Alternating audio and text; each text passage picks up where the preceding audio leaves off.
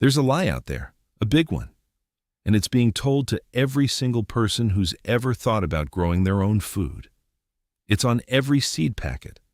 It's in every beginner gardening book. It's on every YouTube channel, probably including this one at some point. And I'm here today to call it out because after 30 years of farming, I can't stay quiet about it anymore. The lie is this: gardening is easy. Just follow these simple steps and you'll have a beautiful, bountiful garden. Anyone can do it. It's so simple. Just add water and watch things grow. That is a lie. And it's not a harmless lie. It's the kind of lie that sets people up for failure and then makes them think it's their fault when things go wrong. I've watched it happen hundreds of times. Someone gets excited about growing their own food. They buy seeds, they buy soil, they buy a cute pair of gloves and a shiny new trowel. They plant everything according to the instructions on the back of the packet, and then 2 months later they're standing in their garden looking at dead tomato plants and bolted lettuce and zucchini covered in powdery mildew, and they think, "I'm bad at this. I don't have a green thumb. This isn't for me." And they quit. They quit because someone told them it was easy, and when it wasn't easy, they assumed the problem was them. The problem isn't them.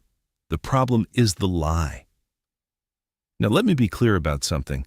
I'm not saying gardening is impossibly hard. It's not. I'm not trying to scare anyone away from it. I want more people growing food, not fewer. But I think we do beginners a disservice when we pretend it's effortless, because it's not. It requires knowledge. It requires patience. It requires attention. It requires the willingness to fail and try again. And when we tell people it's easy, we rob them of the chance to prepare for the reality of what growing food actually demands. We set the bar so low that the first real challenge feels like a catastrophe instead of what it actually is, a normal, expected, completely manageable part of the learning process. Let me tell you about my first garden. 30 years ago. I was young, enthusiastic, and absolutely clueless. I went to the garden center in April, bought a flat of tomato seedlings and some pepper plants and a packet of bean seeds, and I stuck them all in the ground in a patch of hard, untreated clay behind my house. I didn't test the soil. I didn't add compost. I didn't know what hardening off meant. I didn't know what my growing zone was. I barely knew which end of the plant went in the ground, but the seed packet said it was easy, so I figured I'd be eating homegrown tomatoes by July. I was not eating homegrown tomatoes by July. By July, I was eating frustration and confusion. The tomato plants turned yellow because the soil had no nutrients. The beans came up and then got eaten by rabbits because I didn't fence anything. The peppers just sat there, stunned, because I planted them in May when the nighttime temperatures were still in the 40s and peppers need warmth. Everything that could go wrong went wrong, and I had zero frame of reference for understanding why, because nobody had told me it might go wrong. They just said plant, water, harvest. 3 steps, like making toast. Here's what I wish someone had told me that first year. Not to discourage me, to prepare me. Soil matters more than anything else you will do. If I could go back and talk to 22-year-old me, the very first thing I'd say is forget the seeds, forget the plants, forget everything else. Look at your soil. Test it. Understand it. Is it clay? Is it sand? Is it compacted? What's the pH? What's the organic matter content? Because the soil is the foundation of everything. A seed packet doesn't tell you that. A seed packet assumes you already have good soil. Most people don't. Most people have subsoil that was scraped and graded when their house was built, mixed with construction debris, compacted by heavy machinery, and left to bake in the sun for years. That's not soil. That's a parking lot with some weeds growing in the cracks. And no amount of good seeds and careful watering is going to produce a good harvest in a parking lot. The fix isn't hard. It's compost. Lots of compost and time. You can't build good soil in one season. It takes years of adding organic matter, growing cover crops, mulching, and letting the biology recover. This is the part that nobody wants to hear because we live in an instant gratification culture, And the idea that you might need to spend a year or two building your soil before you can expect great results is not something that sells seed packets. But it's the truth. My garden didn't really start producing well until year 3. The first 2 years were about building the soil. And those 2 years of investment have paid dividends every single year since. Timing is everything, and it's completely unforgiving. The second thing nobody tells beginners is that planting at the wrong time is just as bad as not planting at all. Every crop has a window, a specific range of dates and temperatures where it will thrive. Outside that window, it struggles or dies. Lettuce planted in June will bolt in a week because it's too hot. Tomatoes planted in April will sit in cold soil and rot. Corn planted before the soil hits 60 degrees won't germinate. Peas planted in July won't produce because they can't handle the heat. The growing zone maps and frost dates and soil temperature guidelines exist for a reason. They're not suggestions, they're rules. And nature doesn't grade on a curve. I spent years learning these windows from my specific location, not the general guidelines from a book, but the actual real-world windows for Zone 6B on my specific piece of land with my specific microclimate. My south-facing beds warm up 2 weeks before my north-facing beds. The low spot near the creek gets frost a week later than the high ground near the house. The area next to the barn gets reflected heat, and I can push warm season crops earlier there. All of this knowledge took years to accumulate, and it made me a dramatically better grower. A book can give you the general framework. Only experience on your own land can fill in the details. Pests and diseases are not optional. They're guaranteed. This is maybe the cruelest part of the lie. The image of gardening that gets sold to beginners is this peaceful, serene activity where you commune with nature and nature cooperates. In reality, nature is trying to eat your garden, constantly, from every direction. Insects above ground, grubs below ground, fungi in the air, bacteria in the soil, deer jumping the fence, rabbits digging under it, birds pecking the fruit, squirrels stealing the tomatoes, slugs eating the seedlings at night while you're sleeping. This is not a maybe. This is an always. I'm not saying this to be dramatic. I'm saying it because the first time a beginner walks out to their garden and finds their beautiful broccoli plants reduced to skeletons by cabbage worms, or their entire row of beans stripped clean by Japanese beetles, it's devastating. And it's doubly devastating if nobody warned them it was coming. If they were told gardening is easy and then a pest destroys their crop, they feel like they failed. They didn't fail. They just met reality. And reality in the garden includes pests and diseases as a standard feature, not an exception. The way to deal with this isn't chemicals. It's not panic. It's observation and prevention. Walk your garden every morning. Look at the undersides of leaves. Look for holes, spots, wilting, discoloration. Catch problems early when they're manageable, instead of late when they're catastrophic. Use row covers to physically block insects from reaching your plants. Practice crop rotation so diseases don't build up in the soil. Encourage beneficial insects like ladybugs and lacewings by planting flowers alongside your vegetables. Build healthy soil, because plants growing in healthy soil are naturally more resistant to both pests and diseases. None of this is complicated, but all of it requires attention and consistency, which brings me to my next point. Gardening requires regular, consistent attention, not occasional attention when you feel like it. Regular attention, daily during the growing season. I walk my garden every single morning, 7 days a week, rain or shine. It takes about 20 minutes, and it's the most important 20 minutes of my day. I check soil moisture. I look for pest damage. I look for disease symptoms. I check the progress of each crop. I pull a weed here and there before it gets established. I tie up a tomato branch that's leaning. I pick a ripe pepper. These small daily actions are what keep a garden healthy and productive.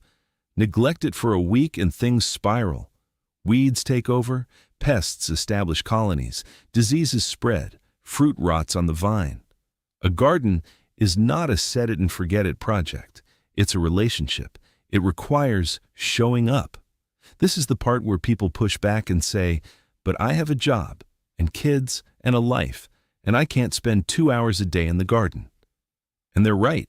You can't, and you don't need to. 20 minutes a day, that's it. A quick walkthrough, morning coffee in hand, just looking and doing small things. The big tasks, planting, harvesting, major weeding, those happen maybe once a week for a couple of hours. It's not a second job, but it is a commitment, and pretending otherwise is part of the lie. Failure is not a bug, it's a feature. This might be the most important thing I can tell a new gardener. You will fail, you will lose crops, plants will die, entire plantings will get wiped out by a late frost or a drought or a disease you've never seen before. And that's okay. That's not just okay, it's necessary. Because failure is how you learn. Every dead plant is a lesson. Every failed crop is data. Every disappointing harvest teaches you something about your soil, your climate, your timing, your technique. I've been doing this for 30 years and I still fail at something every single season. Last year, my entire squash crop got taken out by squash vine borers. The year before that, a freak late frost in May killed my early tomato transplants. 2 years before that, a fungal disease I'd never encountered destroyed my onions. Each time, I learned. Each time, I adapted. Each time, I got a little better. The lie of easy gardening robs people of the expectation of failure. When everything is supposed to be simple and effortless, failure feels like a personal deficiency. But when you understand that failure is a normal, expected, essential part of the process, it becomes something you can handle. You shrug, you take notes, you try again next year with a little more knowledge than you had before. That's not failure, that's farming. The garden industry doesn't help. I need to talk about this because it's a big part of the problem. The garden industry, the companies that sell seeds and plants and tools and fertilizers and amendments, has a financial incentive to make gardening seem easy. Easy sells. If they told you the truth on the front of the seed packet, if it said this crop requires consistent attention, proper soil preparation, knowledge of pest management, and the acceptance that you might lose it all to forces beyond your control, you might not buy it. So instead they put a beautiful picture of a perfect tomato on the front and the words easy to grow on the back, and they let you figure out the rest on your own. Which would be fine if the rest wasn't a steep learning curve that catches most beginners by surprise. I'm not saying the industry is malicious. Most seed companies are run by people who genuinely love gardening and want to share it. But the marketing creates expectations that reality can't meet. And the gap between those expectations and reality is where new gardeners fall and don't get back up. What I want to tell every new gardener, if you're just starting out, if this is your first year or your second year, here's what I want you to hear. Not from a seed packet, not from a marketing campaign, from a guy who's been in the dirt for 3 decades, it's not easy, but it's worth it. Those are not contradictory statements. The best things in life are rarely easy. Raising kids isn't easy. Building a career isn't easy. Maintaining a good relationship isn't easy. All of them require knowledge, patience, effort, and the willingness to fail and keep going. Gardening is exactly the same. It asks something of you, and what it gives back is proportional to what you put in. Start small. This is advice I give every single beginner, and almost none of them listen, and all of them wish they had. Don't start with a huge garden. Don't plant 20 different crops your first year. Start with 3 or 4 things: tomatoes, lettuce, herbs, maybe beans. Learn how those crops behave in your specific conditions. Master them. Get comfortable with them. Then expand. Add a new crop or 2 each year. In 5 years, you'll have a diverse, productive garden that you actually know how to manage instead of an overwhelming disaster that you abandon by August. Accept the learning curve. You're going to be bad at this for a while. Your first year will be rough. Your second year will be better. Your third year, you'll start to get the hang of it. By year 5, you'll be giving advice to your neighbors. That's the trajectory. That's normal. Nobody picks up a guitar and plays a concert the first week. Nobody starts running and finishes a marathon the first month. Gardening has a learning curve, and the only way through it is through it. Time, experience, attention, repetition. There are no shortcuts. Find your people, join a local gardening club, go to your county extension office, find a neighbor who gardens, get on a forum, talk to the old guy at the farmer's market who's been growing food since before you were born. The gardening community is one of the most generous, helpful communities you'll ever find. People love sharing knowledge. People love helping beginners. But you have to seek it out. You have to ask questions. You have to be willing to admit what you don't know, which, when you're starting out, is almost everything. Keep records. This is the single most underrated gardening practice. Write down what you plant, when you plant it, where you plant it, what the weather was like, what problems you had, what worked, what didn't. I've been keeping a garden journal for 28 years, and it is my most valuable farming tool. More valuable than my broad fork. More valuable than my compost bin. More valuable than anything I own.